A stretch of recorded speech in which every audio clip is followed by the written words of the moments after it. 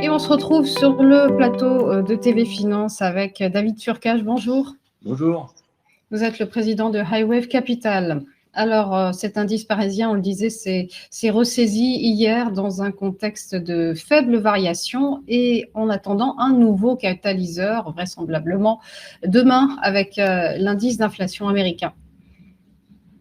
Oui, effectivement, il y a quelques éléments dans le macroéconomie qui vont être publiés entre aujourd'hui et demain, notamment le PIB américain et le Price Consumer Expenditure également demain, et un indice d'inflation qui est effectivement très surveillé par la Banque centrale américaine. Et à ce titre, je voulais commencer par évoquer le pivot de la Banque centrale américaine, c'est-à-dire le moment à partir duquel elle va modifier son cycle de retournement des taux d'intérêt et entrer dans un cycle de diminution de cela. Alors, on parlait encore il y a quelques semaines d'un pivot en mars, et puis là, compte tenu de ce que vous avez sous les yeux, qui représente la probabilité d'une baisse des taux en mois de juin 2024, et bien celle-ci, elle est de, à présent, maintenant 51%, ce qui est, je parle d'un quart de point.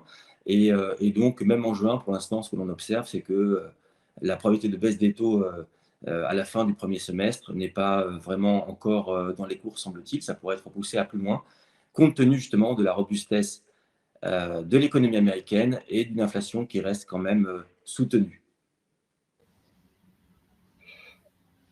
Que peut-on dire concernant ces taux d'intérêt, justement, les taux courts US et européens? Et bien justement, dans ce contexte, ce que l'on observe, c'est que les obligations à court terme, que ce soit en Europe ou outre-Atlantique, sont en train de baisser en prix, ce qui signifie que les rendements se tendent, compte tenu, comme je l'évoquais, de ce pivot de la politique monétaire américaine qui s'éloigne dans le temps. Les taux sont en train de se tendre, ce que l'on observe donc en Europe et aux États-Unis. Et c'est intéressant de le souligner. On voit également sur ces courbes en Europe et aux États-Unis que finalement, la politique monétaire est assez synchrone entre la Fed et la BCE. Et pour autant, ce qu'on va voir dans un instant, eh bien, les indices caracolent sur des sommets historiques.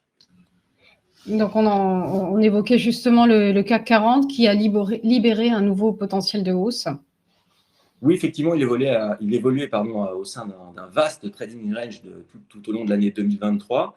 Et celui-ci, donc le CAC 40, a franchi pas la borne haute de ce range la semaine dernière de manière assez violente, et ce qui se matérialise par la précédente résistance qui se situait à 7734 points. Et maintenant, il converge toujours vers de nouveaux sommets historiques de manière assez régulière. Donc, en tendance, eh bien, le CAC 40 est très bien orienté à présent depuis justement qu'il s'est extrait par le haut de ce range qui prévalait. Et il faudra s'attendre à de nouveaux sommets historiques. Cela dit, il faudra quand même porter attention, pardon. Le mouvement est assez vertical et assez, il présente une certaine forme de pression acheteuse importante. Et à ce titre, on n'est pas à l'abri d'un pullback et d'un retour, une micro-correction, je dirais, sur le niveau de la précédente résistance qui deviendra support à 7734 points. Quoi qu'il en soit, la tendance reste haussière. Attention, cela dit, à une éventuelle, je dirais, correction ou micro-correction à court terme. Et du côté des marchés américains, le S&P 500 évolue toujours au sommet. Oui, effectivement, le SP500, sa configuration est sensiblement différente, alors que le CAC 40 évoluait dans un range. Au cours de l'année 2023, finalement, le SP500 évoluait dans un canal sensiblement haussier. Il s'en est extrait par le haut, ce qui se matérialise par le petit cercle vert il y a quelques semaines. Donc, un indice qui est extrêmement fort et dont la tendance ne cesse de se confirmer, de s'affirmer. Le mouvement, cela dit, depuis la fin de l'année 2023 est quasiment vertical et one-way, sans pause réelle.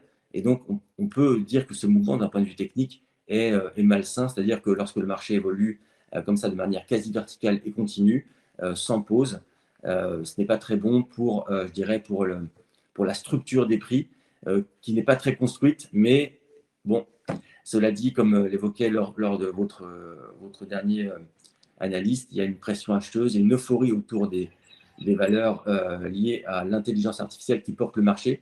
Mais ce qu'il faut garder à l'esprit, c'est que cette construction d'un point de vue technique n'est pas très saine. Merci beaucoup, David Furcage, pour ce point CAC 40